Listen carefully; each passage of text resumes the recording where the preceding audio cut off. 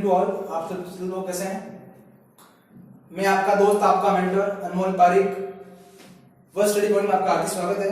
आज हम पढ़ेंगे मेडिकल सर्जिकल नर्सिंग। उसमें सिस्टम लेंगे सबसे पहले नर्वस सिस्टम। क्लास की शुरुआत करने से पहले आज स्टार्ट करेंगे थॉट ऑफ द डे कि कुछ देर की खामोशी है, फिर शोर आएगा। तुम्हारा समय आया है, हमारा दौर आएगा। तो मतलब अभी मेहनत करते रहिए, एक दिन आपका भी समय आएगा कि सफलता एक दिन में नहीं मिलेगी, लेकिन एक दिन जरूर मिलेगी। तो आज हम स्टार्ट करते हैं nervous system.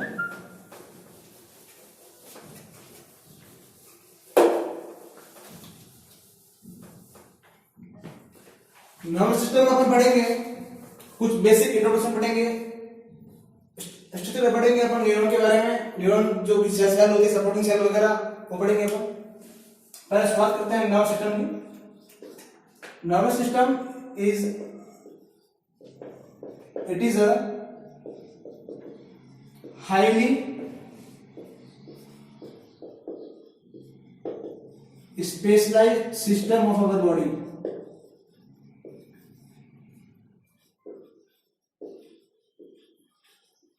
which is consist of neuron. अपना जो नर्वस सिस्टम है वो एक स्पेशलाइज्ड सिस्टम है पूरी बॉडी का। अगर अपनी पूरी बॉडी प्रजा है तो ये क्या है? किंग है, ये राजा है। तो उसको बोलते हैं हाईली स्पेशलाइज्ड सिस्टम, जो कि किससे बनकर बना होता है? न्यूरॉन से। अब न्यूरॉन क्या है? न्यूरॉन अगर ये सिस्टम स्पेशलाइज्ड है तो सेल भी कैसी होगी? स्पेशलाइज्ड होगी। तो उसे बोलते हैं highly specialised cell. Highly specialised cell. Second point, ये होती है highly sensitive cell. Highly sensitive cell. Sensitive क्यों बोला मैंने इसको? क्योंकि ये दो चीजों के प्रति क्या है? सेंसिटिव है। कौन कौन? पहला ग्लूकोज, सेकंड ऑक्सीजन। कैसे? अगर कॉमन बाइलेटरल कैरोटिड आर्टरी, अगर मैं बाइलेटरल कॉमन कैरोटिड आर्टरी को सप्रेस कर दूं 5 सेकंड तक, तो मुझे अगर क्या होगा? ब्लड वहां पहुंचेगा नहीं, ब्रेन तक, ब्रेन में ब्लड नहीं पहुंचेगा तो ब्लड के साथ साथ ग्लूकोज भी नहीं पहुंचेगी। अगर ये नहीं जाएगी तो ऑक्सीजन भी नहीं जाएगी। तो वहां पर क्या होगा? ये क्वेश्चन आ रहा है एम्स दिल्ली में। एम्स दिल्ली के एग्जाम में क्वेश्चन आ रहा है कि कॉमन बाइलेटरल कैरोटिड आर्टरी को कंप्रेस करते हैं 5 सेकंड के लिए, तो वहां पे हमको सिनकोप देखने को मिलेगा। क्या चीज? सिनकोप मतलब बेहोश। तो इस बात से प्रूफ होता है कि अपने न्यूरॉन जो होते हैं कैसे सेल है? Highly sensitive cell. किसके प्रति? ग्लूकोज के प्रति, ऑक्सीजन के प्रति। बाइलेटरल कैरोटिड कंप्रेशन 5 सेकंड तक हो जाए तो क्या बोलते हैं? सिनकोप। दिल्ली से क्वेश्चन है।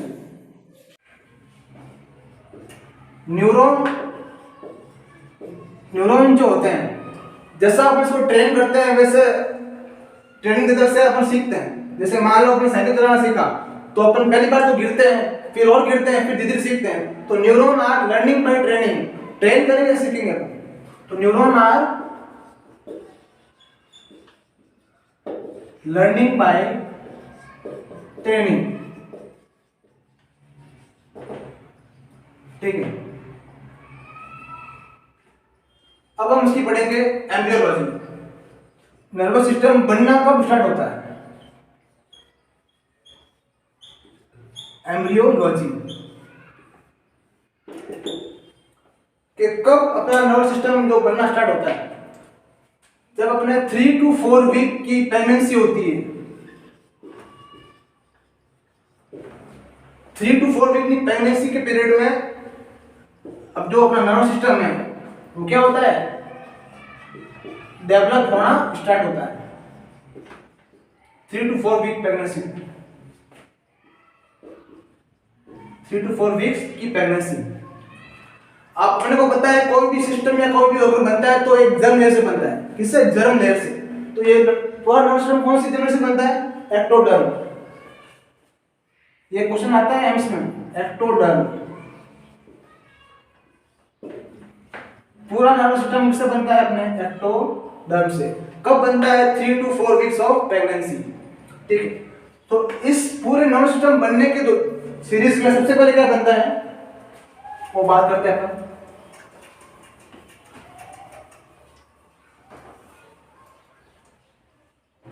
सबसे पहले बनती है, एक्टोडर्म से बनता है न्यूरल प्लेट।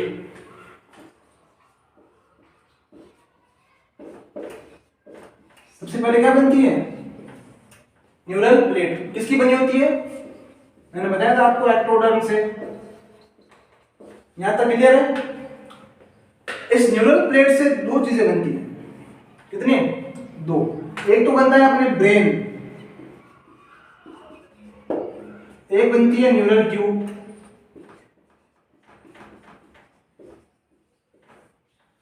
ये न्यूरल ट्यूब जो है ये 22वें दिन बन जाती है। कब? 22 डे प्रेगनेंसी। और ब्रेन और न्यूरल ट्यूब, न्यूरल ट्यूब बाद में क्या होती है? फोल्ड होती है। क्या होती है? फोल्ड या फ्यूज। क्या होती है? फ्यूज। ये फ्यूज होकर एक सिलिंड्रिकल स्ट्रक्चर बनाती है, उसे बोलते हैं स्पाइनल कॉर्ड। ये फ्यूज हुई तो इसने ऐसे संरचना बनाई, इसे क्या बोलते हैं? Spinal cord. जो कब बनती है? 28th day. 28वें दिन बनती है स्पाइनल कॉर्ड अपनी, और 22वें दिन बनती है न्यूरल ट्यूब। यहां तक क्लियर है आपको? अब देखें, अगर न्यूरल ट्यूब अगर स्पाइनल कॉर्ड में फ्यूज ना हो तो मतलब इसमें डिफेक्ट है, मतलब फ्यूज ना हो तो अपन इसको बोलते हैं न्यूरल ट्यूब डिफेक्ट, एनटीडी। या इसका दूसरा नाम है डिसरेफिज्म। डिसरेफिज्म जो आपको पेडियाट्रिक वाले सर जो कहते हैं सर वो पढ़ाएंगे आपको। मैं आपको बताऊंगा बेसिक इंट्रोडक्शन अबाउट न्यूरॉन। तो मैंने कहा न्यूरल प्लेट जो बनती है एक्टोडर्म से बनती है, इसमें सबसे पहले बनता है ब्रेन, फिर बनती है न्यूरल ट्यूब। न्यूरल ट्यूब बन जाती है 22वें दिन पे, फिर ये फ्यूज होती है, फिर बनती है स्पाइनल कॉर्ड। ठीक है, तो फ्यूज होने के लिए दो एलिमेंट बहुत एसेंशियल है, उसका मैं बताऊंगा कि कौन से फ्यूज होने के लिए जो एलिमेंट चाहिए, रिक्वायरमेंट है फ्यूज होने के लिए। दो चीजें, पहला आता है अपने जिंक, दूसरा आता है फॉलिक एसिड। जिंक और फॉलिक एसिड का होना बहुत जरूरी है अपनी बॉडी में। इसलिए प्रेग्नेंट लेडी को आपने देखा होगा जब उसकी प्रेगनेंसी चल रही होती है उससे पहले वो क्या खा रही होती है? जिंक और फॉलिक एसिड की टैबलेट्स, आयरन फॉलिक एसिड, इसको बोलते हैं आईएफए।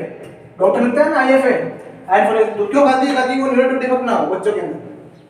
अब देखना, जिंक और फॉलिक एसिड, इसको मैं बोलता हूं विटामिन B9 भी बोलते हैं, विटामिन B9। अगर ये बच्चे में फ्यूज नहीं हुई, न्यूरल ट्यूब डिफेक्ट हो गया, तो इसका मैनेजमेंट में अपन क्या देते हैं? इसके मैनेजमेंट में अपन क्या देते हैं? फॉलिक एसिड और जिंक देते हैं। कितना देते हैं? जिंक तो देते हैं अपन कितना? 300 माइक्रोग्राम पर डे। और फॉलिक एसिड कितना देते हैं अपन? 20 से 25 मिलीग्राम पर डे। यहां तक क्लियर है?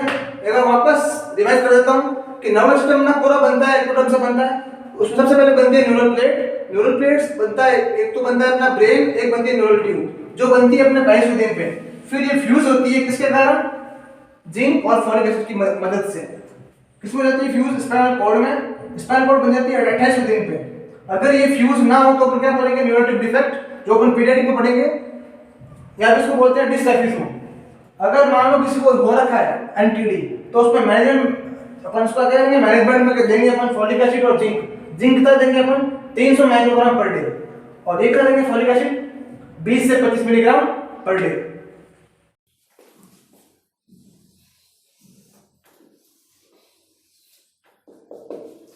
ये अपनी न्यूरल ट्यूब है।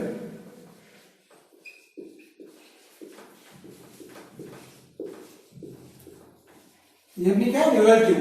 अगर न्यूरल ट्यूब पूरी फ्यूज होगी तो क्या किसमें बनेगी? स्पाइनल कॉर्ड में। अगर मान लो न्यूरल ट्यूब का ऊपर वाला हिस्सा फ्यूज ना हो, कौन सा हिस्सा? ऊपर वाला, तो उसे अपन बोलेंगे एनेनसेफेली। एनेनसेफेली मतलब बच्चा कैसा पैदा होगा? आधे माथे का। ये अपन बोल सकते हैं आधे माथे का, मतलब उसका जो ऑक्सीजन वाला जो पोर्शन है पूरा डेवलपमेंट नहीं होगा। क्या बोलते हैं? एनेनसेफेली। अगर नीचे वाला पोर्शन फ्यूज ना हो तो उसको अपन क्या बोलते हैं? Spina bifida. ये अपन पूरा डिटेल में पढ़ेंगे पीडियाट्रिक क्लासों में। और ये थोड़ा बहुत इंट्रोडक्शन दे रहा हूं। अगर ऊपर वाला पोर्शन फ्यूज ना हो उसे बोलते हैं एनेनसेफेली, इसमें बच्चा होता है आधे माथे का। और अगर नीचे वाला पोर्शन फ्यूज ना हो न्यूरल ट्यूब का, इसे बोलते हैं स्पाइना बाइफिडा। और अगर मान लो पूरे में ही अगर फ्यूज ना हो, पूरी मतलब पूरे में क्या बन जाए? Fissure formation.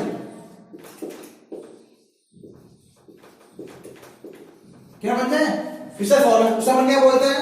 बहुत ही इंपोर्टेंट क्वेश्चन है ये एम्स में आ चुका है। इसे अपन बोलते हैं रेचिसकाइसिस। रेचिसकाइसिस। अगर पूरी न्यूरल ट्यूब में फिशर फॉर्मेशन बन जाए, क्या बन जाए? फिशर, उसे क्या बोलते हैं? रेचिसकाइसिस। तो अपन ने पढ़ लेता एंटीडी में पढ़ा था अपन ने, अगर ऊपर वाला पोर्शन फ्यूज ना हो तो क्या बोलते हैं उसे?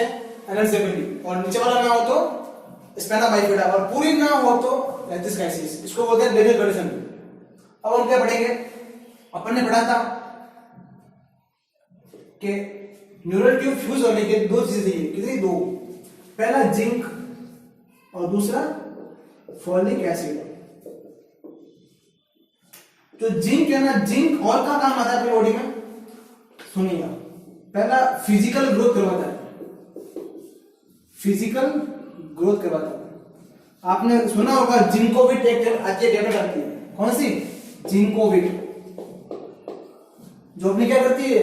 फिजिकल ग्रोथ करती है।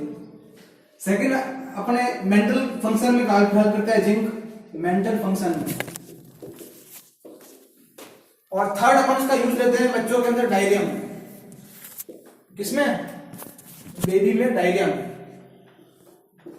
अगर बेबी 6 मंथ का है, 6 मंथ से कम है, तो अपन देंगे 10 mg पर डे के हिसाब से। और अगर 6 मंथ से ज्यादा है बेबी की एज, तो देंगे अपन कितना? Double, 20 mg per day. ये भी क्वेश्चन अपने एसआईसी में पूछ रखा है। जो अपना नर्वस सिस्टम है ना, वो दो सिस्टम पार्ट से बना होता है। Nervous system is consist of 2 parts. पहला सीएनएस, दूसरा पीएनएस। ठीक है? सीएनएस में क्या आता है? मैं आपको पूरा चार्ट नहीं बनवा रहा हूं, थोड़ा बहुत बता रहा हूं बस। चार्ट अपन पूरा पढ़ेंगे डिटेल में। सीएनएस में बनता है पहला ब्रेन, दूसरा आता है स्पाइनल कॉर्ड। पीएनएस में अपन पढ़ते हैं सोमैटिक नर्वस सिस्टम और एक ऑटोनॉमिक नर्वस सिस्टम। यहां तक क्लियर है? एएनएस में फिर अपन पढ़ते हैं वापस दो, सिंपैथेटिक नर्वस सिस्टम और पैरासिम्पैथेटिक नर्वस सिस्टम। तो नर्वस सिस्टम जो अपना है, ये बात ध्यान रखो कि मेनली 2 पार्ट से मिलकर बना होता है, सीएनएस और पीएनएस। अपना सेंट्रल मतलब ब्रेन आ जाएगा और स्पाइनल कॉर्ड, उसे बोलते हैं सीएनएस। और अगर पेरिफेरल है, हाथ पांव की में न्यूरॉन है, उसे क्या बोलते हैं? पीएनएस। ठीक है? नर्वस सिस्टम है, ये 2 प्रकार की सेल से मिलकर बना होता है। कौन कौन सी? पहली सेल होती है न्यूरॉन,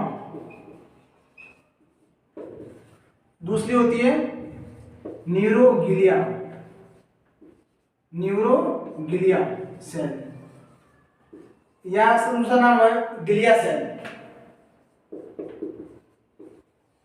या इसको बोलते हैं ग्लियल सेल, या इसको बोलते हैं सपोर्टिंग सेल। इसके इतने नाम हैं, एग्जाम में कब पर पूछ रखा है। सपोर्टिंग सेल ऑफ न्यूरॉन कौन सी है? न्यूरोग्लिया। तो अपन पहले क्या पढ़ेंगे? Neuron.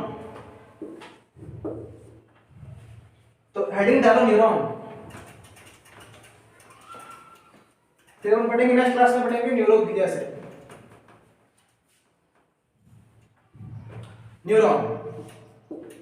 Neuron highly specialised cell में बता रखा है। न्यूरॉन कैसी सेल है? स्पेशलाइज्ड सेल है। इसके प्रति ग्लूकोज और ऑक्सीजन की सेंसिटिव भी है। अगर मैं बाइलेटरल क्लोट के ऑपरेशन कर दूं तो क्या होगा? सिंकोप होगा। मैंने बता रखा है। अब पढ़ेंगे न्यूरॉन के बारे में, इसकी स्ट्रक्चर।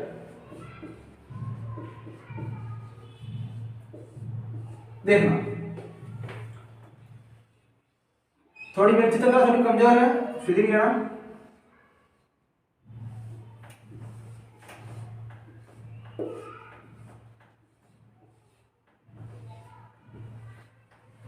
ऐसा हमारा कुछ होता है न्यूरॉन, जिसमें अपन लेबलिंग करते हैं। ये पार्ट होता है हमारा सेल बॉडी।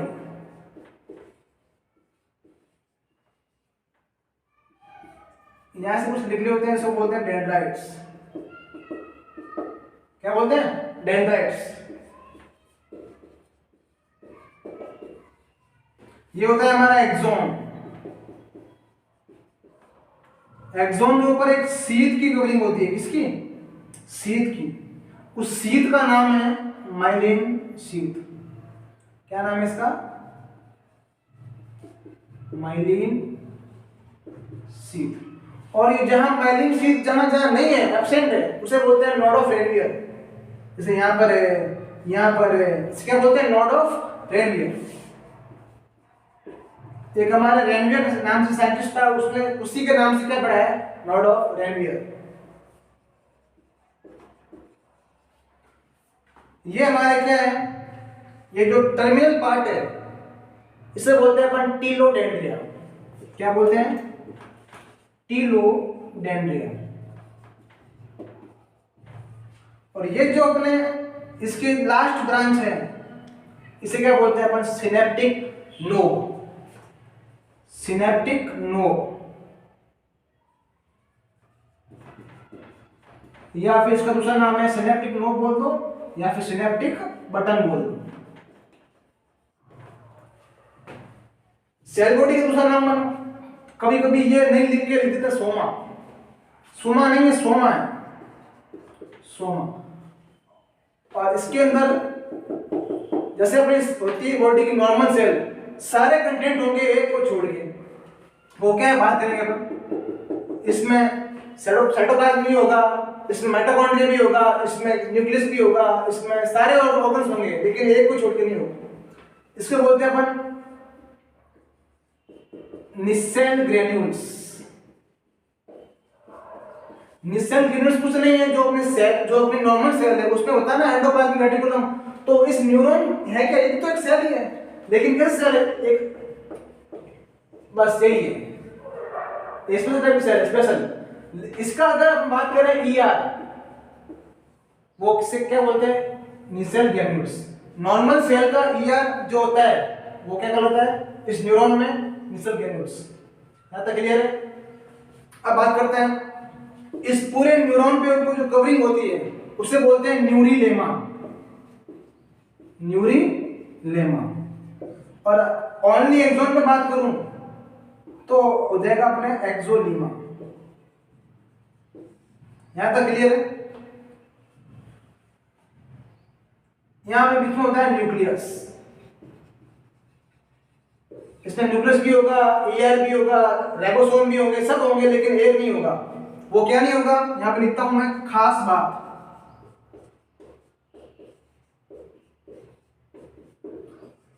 हजारों बार क्वेश्चन आ रखा है कंपटीशन एग्जाम में कि न्यूरॉन इज ए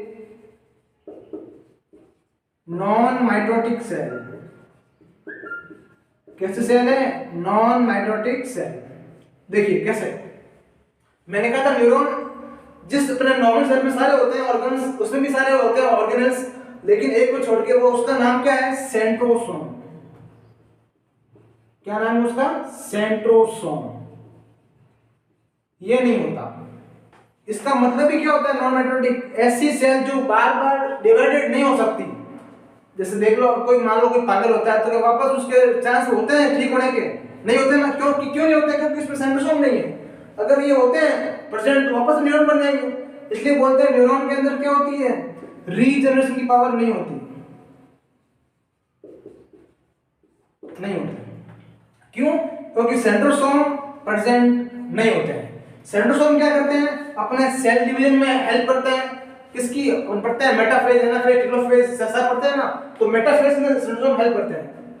किसमें? सेल डिवीजन हेल्प करता है। सेल डिवीजन भी इसमें क्या होगा? नहीं होगा।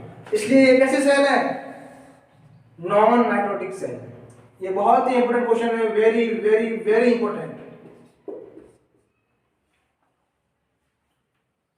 अपन ने ये पढ़ा था न्यूरॉन की बेसिक स्ट्रक्चर। तो जो मैंने लास्ट में बताया था ना, वापस बनाते हैं रफली।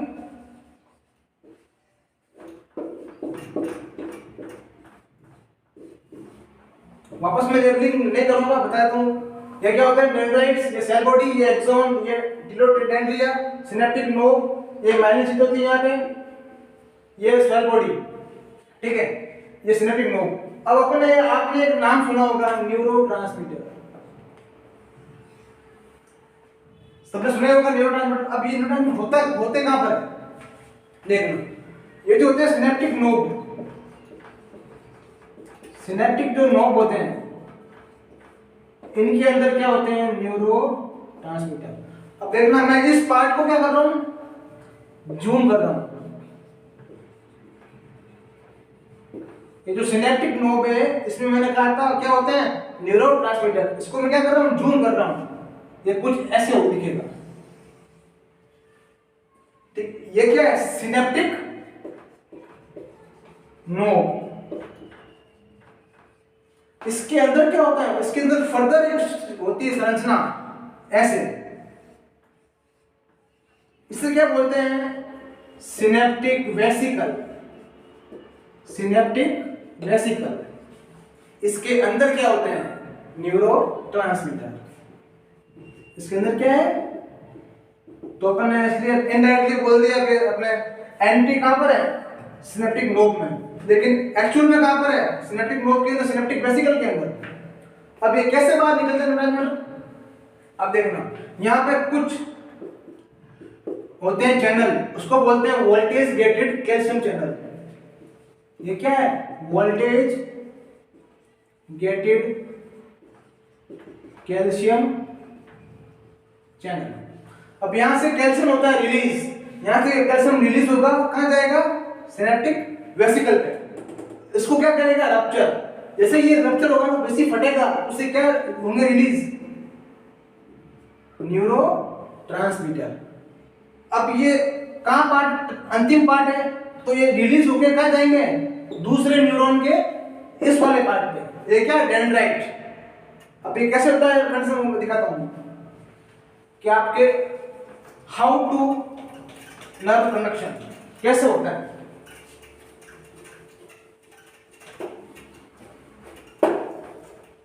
अब देखना, ये अपने पहले वाले न्यूरॉन का क्या है? Synaptic knob. इसमें क्या है? Synaptic vesicle. इसमें क्या है? न्यूरोट्रांसमीटर। अब ये कैल्शियम चैनल है, यहां से कैल्शियम आएगा, ये रप्चर होगा। रप्चर होगा तो क्या न्यूरॉन बाहर निकलेंगे? ये लो। अब ये जाएंगे कहां पे? दूसरे न्यूरॉन के डेंड्राइट्स में। वापस से सेकंड न्यूरॉन स्टार्ट है। अब ये कितने न्यूरॉन रिलीज होंगे? अपने पूरी बॉडी के अंदर जो न्यूरोट्रांसमीटर है मोस्ट कॉमन वो कौन सा होता है? एसिटाइल कोलिन, जिसको अपन डिनोट करते हैं ACH से। क्या नाम है इसका? Acetyl choline. अब ये कैसे काम करता है? यहाँ पे एक एंजाइम लगा होता है, इसको बोलते हैं अपन कोलिन एस्टरेज। Choline esterase. ये जो एसिटाइल कोलिन है ये कहां काम करेगा? दूसरे न्यूरॉन के डेंड्राइट वाले पोर्शन पे इसके होते हैं रिसेप्टर। रिसेप्टर पे क्या आके बाइंड होके बैठ जाएगा, फिर फर्दर एक्शन करेगा। तो बाइंड करवाने का काम किसका है? इस एंजाइम का। और मान लो मैंने मान लो कोई पेन प्रिक किया मैंने, तो ये प्रिक के जो सेंसेशन कौन लेके जाएगा? सेंसरी न्यूरॉन तो लेके जाएगा। तो मान लो इस सेंसेशन को ले जाने के लिए अपने को मुझे चाहिए 5 एस्टाइल कोलिन। कितने चाहिए? 5 ACH। तो यहाँ पे 5 ही आने चाहिए। कितने आने चाहिए? 5 ही आने चाहिए। मान लो गलती से कितने आ गए? 7 आ गए। तो इसका काम क्या है इस एंजाइम का? जो ये 2 एक्स्ट्रा आए ना, जो 2 एक्स्ट्रा न्यूरोट्रांसमीटर आए हैं, इसको वापस कहाँ भेजना? सिनेप्टिक वेसिकल में। किसका काम है? इस एंजाइम का, कोलिनेस्टेज। इसे बोलते हैं न्यूरोट्रांसमीटर का रीअपटेक। क्या बोलते हैं? रीअपटेक। Reuptake of neurotransmitter. यहां तक क्लियर है? अपने बहुत तरह के होते हैं न्यूरोट्रांसमीटर होते हैं। ये क्या? एक केमिकल सब्सटेंस है जो कि सेंसेशन को एक न्यूरॉन से दूसरे न्यूरॉन तक ट्रांसमिट करता है। ठीक है? जैसे अपने मान लो फॉर एग्जांपल के लिए अपने जो बॉडी में जो अपने मोस्ट कॉमन कौन सा है?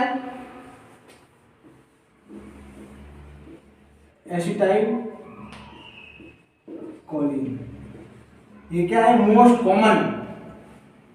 सेकंड अब मान लो अपने ये भी आता अपने पढ़ा होगा गाबा। गाबा क्या होता है? Gamma amino butyric acid. ठीक है? एक होता है अपने डोपामिन, एक होता है अपने डोपामिन को अपन ये भी बोलते हैं PIH, प्रोलैक्टिन इनहिबिटरी हार्मोन भी बोलते हैं इसको। ठीक है? और एक होता है अपना सीरोटोनिन, इसको बोलते हैं 5-HT। 5-HT मतलब 5 हाइड्रोक्सिल ट्रिप्टामाइन। 5 hydroxy tryptamine. ठीक है? और भी खूब सारे होते हैं, जैसे मान लो गाबा हो गया, एसिटाइलकोलिन हो गया, डोपामिन हो गया, सीरोटोनिन हो गया, और भी खूब सारे। तो ये अपने क्या है? न्यूरोट्रांसमीटर। कैसे होता है? हिंदी में हमने बताया था कि इसको रिलीज करवाने में किसका होता है योगदान? कैल्शियम का। ये कैल्शियम जाएंगे कहां पे? वेसिकल्स पे, उसको रप्चर करेंगे तभी रिलीज होंगे। तो कैल्शियम हेल्प, मैं बोल सकता हूं calcium help in nerve conduction. तो अपन ने बचपन में लाइन पढ़ी थी, सभी को याद है? तो ये ऐसे प्रूफ होती है, calcium help in nerve conduction. यहां तक क्लियर है? न्यूरॉन, ये तो मैंने बताया बेसिक था पूरा। अब पढ़ेंगे अपन 1 बाय 1 पार्ट्स के। न्यूरॉन जो मेनली होता है वो 3 पार्ट्स में होता है। पहला सेल बॉडी, सो पर क्या बोलते हैं? सोमा। सेकंड होता है अपने एक्सोन। तीसरा डेंड्राइट। ठीक है? इन 3 पार्ट से ये 3 पार्ट होते हैं मेन न्यूरॉन के अंदर, और पढ़ेंगे। तो पहला पार्ट क्या हो गया? Cell body. तो नेक्स्ट हेडिंग डालो अपनी सेल बॉडी या फिर सोमा। मैंने कहा था ये अपने न्यूरॉन स्ट्रक्चर है।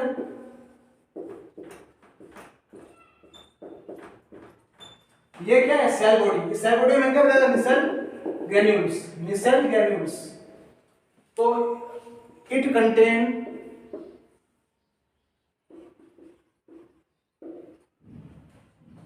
granules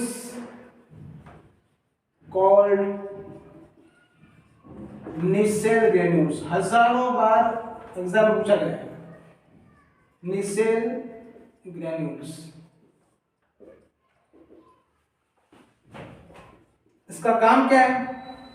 मैंने बताया था सारे होते हैं ऑर्गन नॉर्मल सेल की तरह। इसमें राइबोसोम भी होगा और ईआर भी होगा। ईआर तो ये खुद है, जो नॉर्मल सेल का ईआर है वो इस न्यूरॉन में क्या कहलाएगा? निसेल ग्रेन्यूल्स। इसका काम क्या है?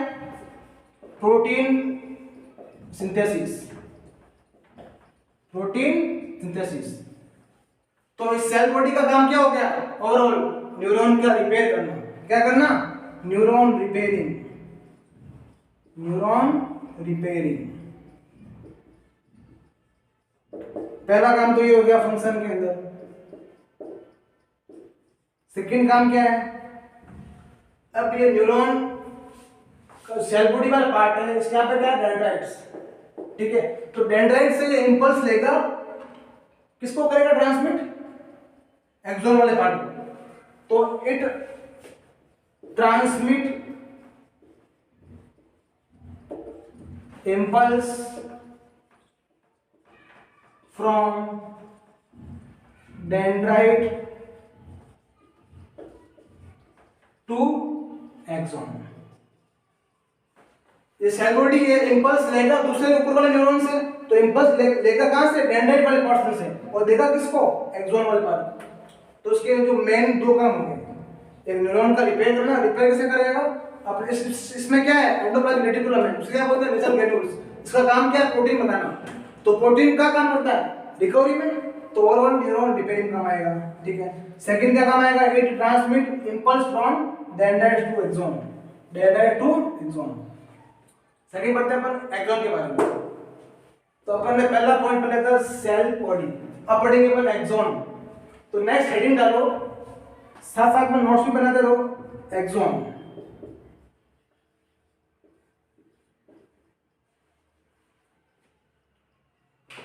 एक्सॉन क्या है? वहां पे पॉइंट ऐड करना। सेल बॉडी में ये कैसा पार्ट है? न्यूरॉन का लार्जेस्ट पार्ट है। कैसा पार्ट है? लार्जेस्ट। और एक्सॉन कैसा पार्ट है? लॉन्गेस्ट। लार्जेस्ट क्यों बोला? क्योंकि ये साइज में बड़ा है। लॉन्गेस्ट क्यों बोला? क्योंकि ये लेंथ में बड़ा है। ठीक है, तो longest part of neuron. Second point, अब प्रोजेक्शन है। अब देखना, ये अपना न्यूरॉन,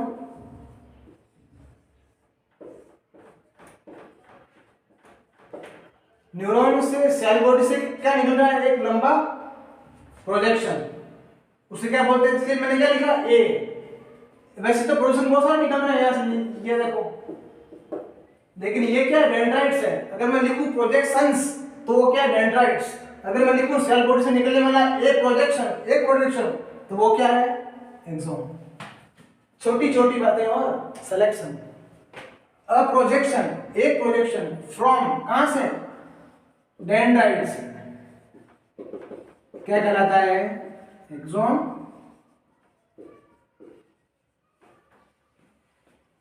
और डेंड्राइट क्या है?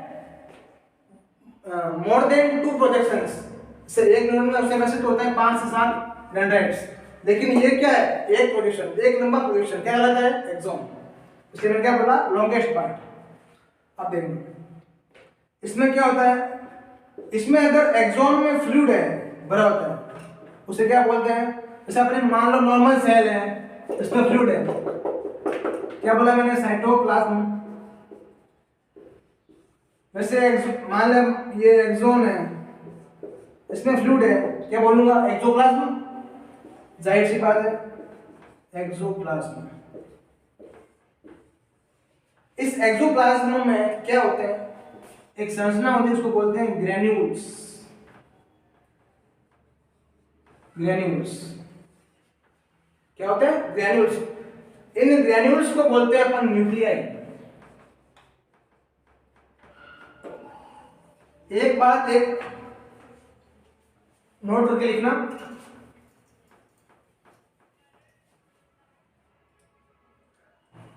खास बात, काफी बार एग्जाम पूछ रखा है और बच्चों को इनमें कंफ्यूजन भी होता है। Group of cell body, group of cell body,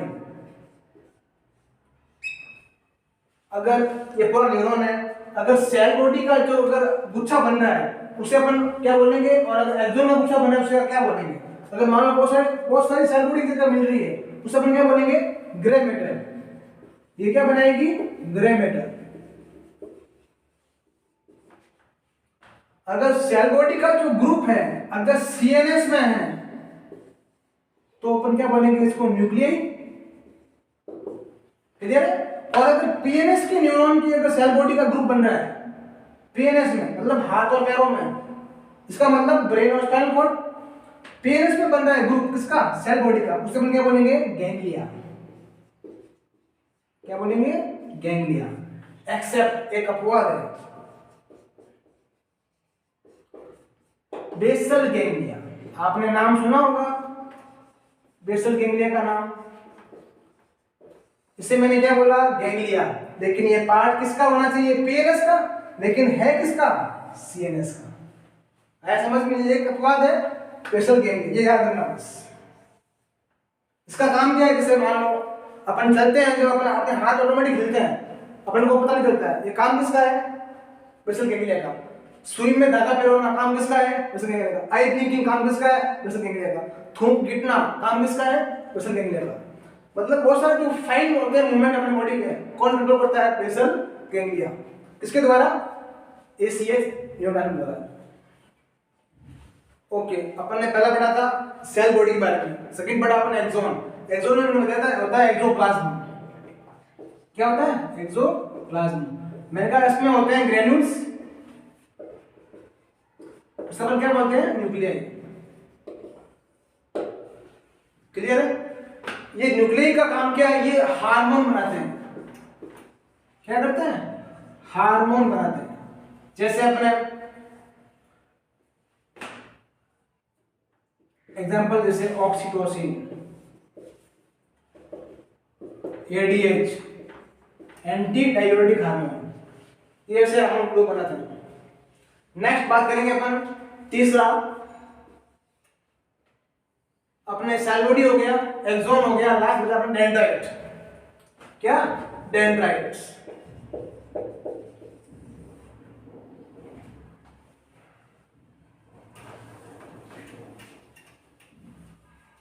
dendrite में पढ़ेंगे ये अपना न्यूरॉन,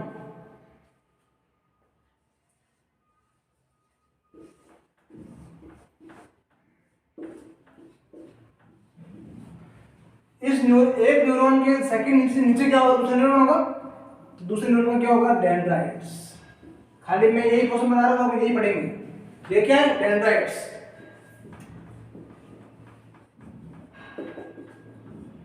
मैंने क्या बोला था इस ये क्या सिनेप्टिक नोड, इसमें क्या होता है सिनेप्टिक वेसिकल, उसके अंदर क्या है न्यूरोट्रांसमीटर। तो कैल्शियम आएगा तो कौन रिलीज होगा न्यूरोट्रांसमीटर, तो ये होगा रिलीज कहां पे आएगा इस डेंड्राइट के रिसेप्टर पे। कहां पे आएगा, ये जो जितने भी अपने एंटीज हैं मतलब न्यूरोट्रांसमीटर्स कहां काम करेंगे डेंड्राइट्स के ऊपर जो होता है रिसेप्टर वहां काम करेंगे न्यूरोट्रांसमीटर। यहाँ पे एक बताया था एंजाइम होता है, उसका नाम क्या है कोलिनेस्टरेज, कोलिनेस्टरेज। मान लो मुझे 5 चाहिए तो 5 ही आने चाहिए, ज्यादा आ जाए तो उसे क्या बोलते हैं अपन न्यूरॉन की न्यूरोट्रांसमीटर की रीअपटेक मैकेनिज्म कौन करवाता है कोलिनेस्टरेज एंजाइम। क्या नाम है कोलिनेस्टरेज। ओके तो अपने न्यूरॉन के तीनों पार्ट हो गए। पहले हमने पढ़ा सेल बॉडी, इसका काम क्या है न्यूरॉन को रिपेयर करना, क्योंकि उसमें क्या होता है नेचुरल ग्रेन्यूल्स। उसका एक और नाम क्या है एंडोप्लाज्मिक रेटिकुलम जो नॉर्मल सेल में होता है, ठीक है। सेकंड हमने पढ़ा था एक्सोन। एक्सोन में क्या होता है एक्टोप्लाज्म, उसमें क्या होता है ग्रेन्यूल्स न्यूक्लियाई। तो उसका काम क्या है हार्मोन बनाना, कौन कौन से ऑक्सीटोसिन है एडीएच है। तीसरा होता है डेंड्राइट्स, इसका काम क्या है जो भी न्यूरोट्रांसमीटर आ रहे हैं ऊपर से इनको रिसेप्टर पर बाइंड करवाने का काम किसका है कोलिनेस्टरेज। ये सारी प्रक्रिया किसमें होती है इस पार्ट पे, इसका नाम क्या है डेंड्राइट्स। तो ये अपने न्यूरॉन के तीनों पार्ट्स हो गए एक्सोन सेल बॉडी और डेंड्राइट्स। अब अपन जो बचे कुछ पार्ट्स हैं उसको पढ़ लेते हैं। ये इस एक और बात कि ये जो नर्व हो रहा है कंडक्शन, क्या हो रहा है नर्व कंडक्शन, एक मैसेज को दूसरे न्यूरॉन से तक पहुंचाना, ये इसमें टाइम कितना लगता है। तो देखो टाइम बहुत ही कम लगता है, आप सोच भी नहीं पाओगे 5 मिली सेकेंड, कितना 5 मिली सेकेंड। इसके आपको अभी फीलिंग नहीं आएगी। इसका मतलब क्या होता है मिली सेकेंड का मतलब 1 सेकेंड का 1000वां भाग इतने कम समय में होता है। तो 5 मिली सेकेंड टाइम लगता है। इसमें नर्व कंडक्शन। अब अपन कुछ पार्ट्स बचे हैं वो पढ़ेंगे। अब 3 चीजें आएंगी। एक टर्म है सिनेप्स, आपने सुना ही होगा साइनेप्स। काफी लोगों के दिमाग में ये गलतफहमी होती है, सिनेप्स बोलते हैं 2 न्यूरॉन के बीच में स्पेस को। एग्जैक्टली वो नहीं होता है। कैसे देखना, ये अपना न्यूरॉन, ये अपना सेकंड न्यूरॉन का डेंड्राइट्स, अपन इसे क्या बोलते हैं, सिनेप्स ये बोलते हैं। लेकिन वास्तव में ये क्या है, गलत है। एक्चुअल में क्या होता है, इसको बोलते हैं सिनेप्टिक क्लेफ्ट। सिनेप्टिक क्लेफ्ट जो कि होता है, इसका जो गैप होता है कितना होता है, 30 से 40 नैनोमीटर। ESI में क्वेश्चन आ रखा है कि बिटवीन जो गैप टू न्यूरॉन कितना होता है, 30 से 40 नैनोमीटर। अब इसके ऊपर वाला न्यूरॉन क्या कराएगा और इसके नीचे वाला न्यूरॉन क्या कराएगा। इसके ऊपर वाले को बोलते हैं अपन pre synaptic neuron. Pre synaptic neuron अपन बोलते हैं ना, जैसे आपके सिनेप्टिक न्यूरॉन वहां से न्यूरोट्रांसमीटर नहीं निकल रहे हैं, तो पहले डिसऑर्डर पढ़ने के लिए पहले एनाटॉमिक डिले होना बहुत जरूरी है। डिसऑर्डर चुटकी में होने के बाद में इसके पहले वाला क्या है, प्री सिनेप्टिक न्यूरॉन, उसके बाद वाला क्या है, post synaptic neuron. Post synaptic neuron. अब देखना, प्री सिनेप्टिक, सिनेप्टिक क्लेफ्ट और पोस्ट सिनेप्टिक न्यूरॉन, इन तीनों को मिलाकर क्या बोलते हैं, सिनेप्स। एक्चुअल में ये है सिनेप्स के pre synaptic neuron, synaptic cleft और पोस्ट सिनेप्टिक न्यूरॉन के तीनों को मिलाकर क्या बोलते हैं अपन, सिनेप्स। और खाली जो गैप है इसे क्या बोलते हैं, सिनेप्टिक क्लेफ्ट, जो कितना होता है 30 से 40 नैनोमीटर। तो उसके 3 पार्ट हो गए, pre synaptic neuron, synaptic cleft जो कितना होता है 30 से 40 नैनोमीटर, और एक पोस्ट सिनेप्टिक न्यूरॉन। यहां तक क्लियर है। वापस वही बात है, छोटी छोटी बातें और सिलेक्शन, खास बात, क्योंकि छोटी बातें क्या करती है, बड़ा घाव करती है। खास बात, पहला point, smallest cell in male क्या जाएगा,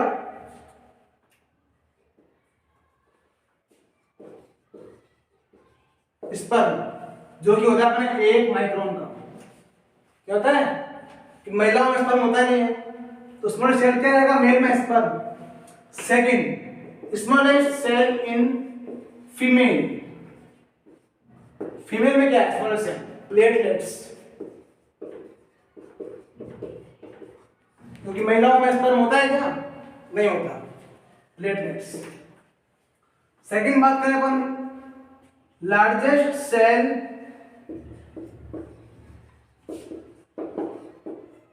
इन मेल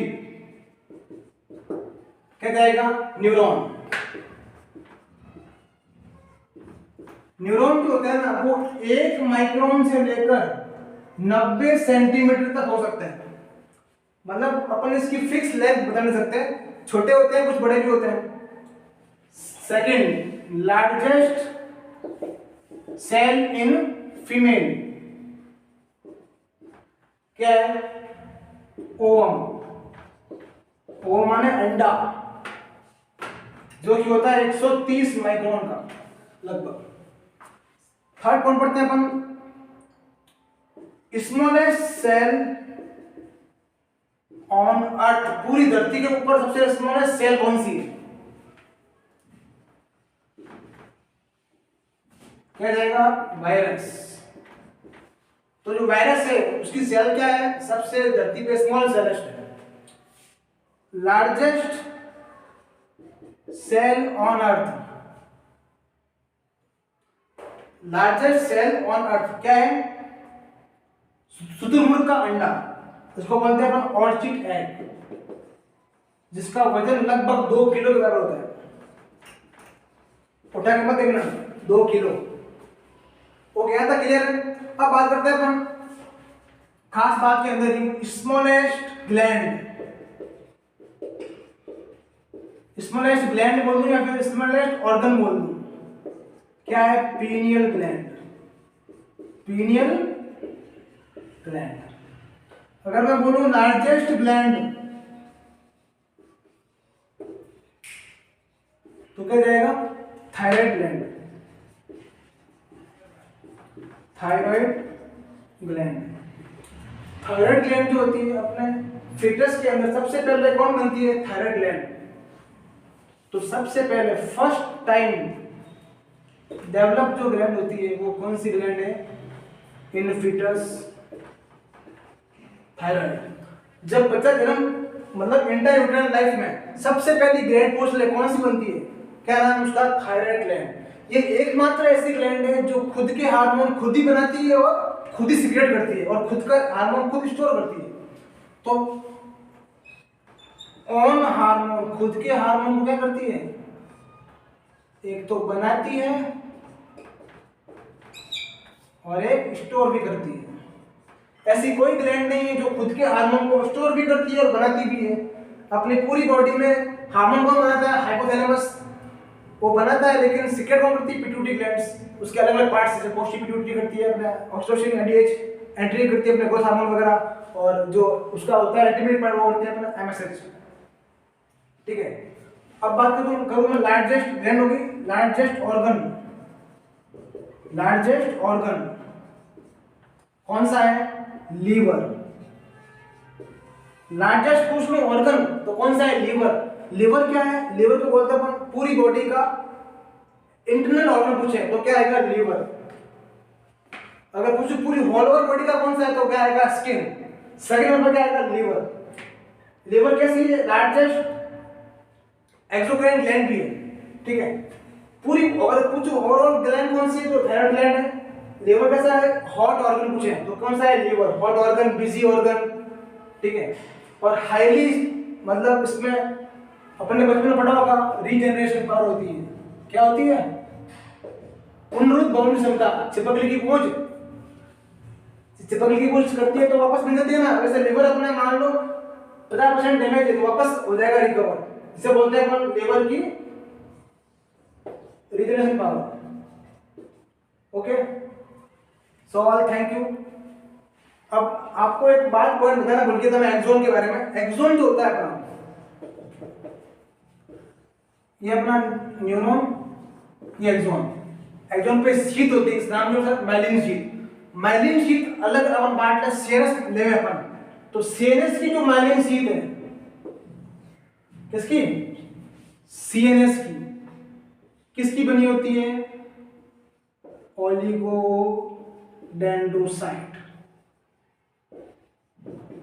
और पीएनएस की माइलिन शीट है, किसकी बनी होती है?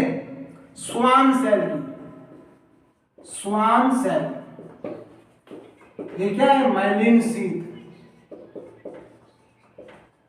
एक्सोन में जो माइलिन शीट है, अगर वो एक न्यूरॉन पीएनएस का है तो किससे बनेगी उसकी माइलिन शीट? स्वान सेल से। अगर न्यूरॉन सीएनएस का है तो किससे बनेगी? ओलिगोडेंड्रोसाइट से। अगर मान लो ये ऑलिगोडेंड्रोसाइट ये हो जाए डैमेज, क्या हो जाए? डैमेज, तो इससे कौन सा होता है डिसऑर्डर? आगे बढ़ेंगे अपन। Multiple sclerosis. क्या होता है? Multiple sclerosis. उसमें अपन ड्रग ऑफ चॉइस देते हैं beta interferon. Beta interferon SC route से, सबक्यूटेनियस रूट से। और अगर पीएनएस की न्यूरॉन मतलब स्वान सेल हो जाए डैमेज, क्या हो जाए? डैमेज, उससे क्या होता है डिसऑर्डर? माइस्थेनिया। उससे होता है अपना GB syndrome, sorry GB syndrome, Gulen-bear syndrome. आगे अपन पढ़ेंगे, पहले अपन पढ़ेंगे पूरी एनाटॉमी। आपको ऐसे नाम बता रहा हूं जीबी सिंड्रोम, ताकि आप उससे थोड़े फैमिलियर हो सको। गुडेनबर्ग सिंड्रोम, इसमें क्या देता है अपन ड्रग ऑफ चॉइस, आगे बढ़ेंगे अपन, ठीक है। और अपन जो सिनेप्स रिलेटेड डिसऑर्डर है, सिनेप्स अगर खराब हो जाए तो इससे क्या होता है, माइस्थेनिया ग्रेविस, इसमें ड्रग ऑफ चॉइस क्या देते हैं अपन, नियोस्टिग्मा। आगे पूरा पढ़ेंगे अपन इसको, टॉपिक को पूरा खोलेंगे, नियोस्टिग्मा। So all over, thank you. आज का हमारा लेक्चर कैसा लगा कमेंट करिएगा प्लीज, और मोर देन आप लाइक्स करिए, सब्सक्राइब करिए हमारे चैनल को।